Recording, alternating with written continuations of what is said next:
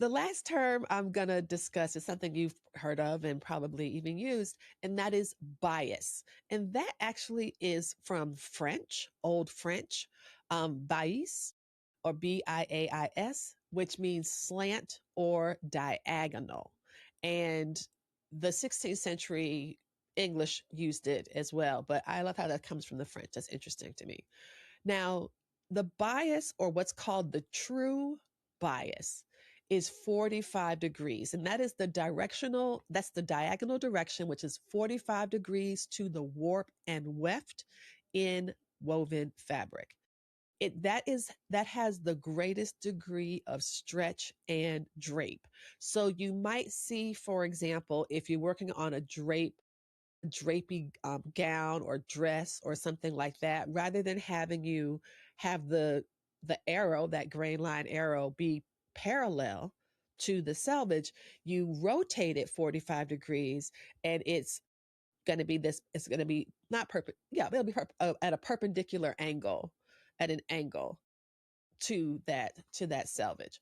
In knits, diagonal cutting can change stretch, but you can also do some really fun things using stripes and playing with that stripe direction. And that can be a strategic use, and you can absolutely use bias strategically. Bias is the reason we have bias tape.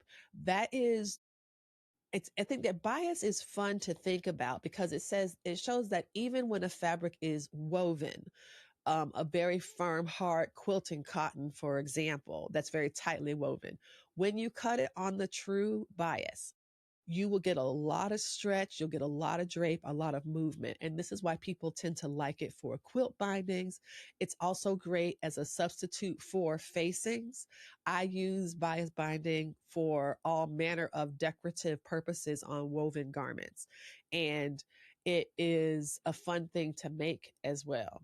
Now, it helps your sewing because the way that it can be useful, the bias itself for drapey fabrics, really great design effects, and to just remind us that there's a lot of movement built into fabrics that aren't even designed to stretch. And that's what bias teaches us.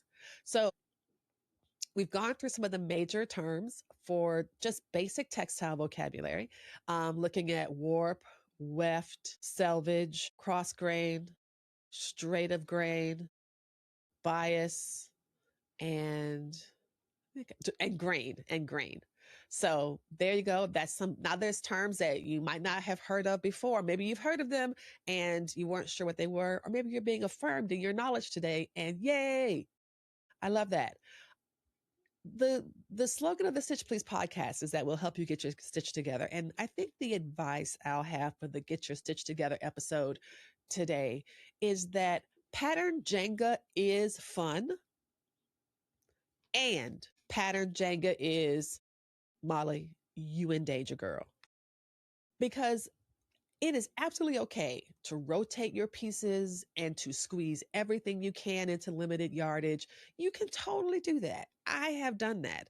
But you've got to know the trade-offs. If it is a woven fabric and you are cutting things on the bias that were meant to be cut on the straight of grain, the trade-off you might have is the thing that you are trying to save money to make will not work.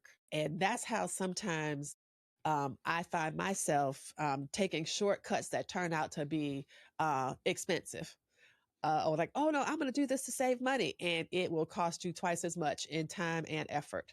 And so look at the layout. Look at the layout. Think about why they've asked you to do it this way. And yes, it can be very frustrating when it seems that a pattern layout did not think about your budget.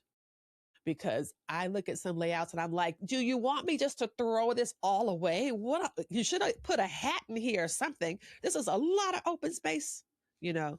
But I think we've got to remember that I don't think that designers are thinking about that type of efficiency as much as they're thinking about wanting garments to look a certain way. I'm not so sure.